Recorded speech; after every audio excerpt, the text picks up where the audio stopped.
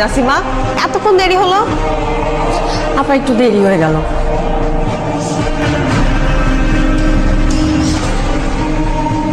আমার ছেলে আফা সকালবেলায় দাদি গ্রামের বাড়ি চলে গেছে, আমি খালি বাড়িতে একা কিভাবে রেখে আসি কন?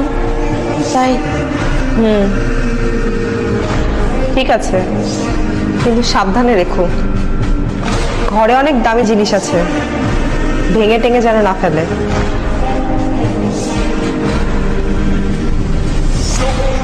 কমন সেন্সটুকু নেই। কোত্থেকে যে সমস্ত উটকো ঝামেলা আসে। আভা, মামুনি, আভা, এই যে মামুনি আমার।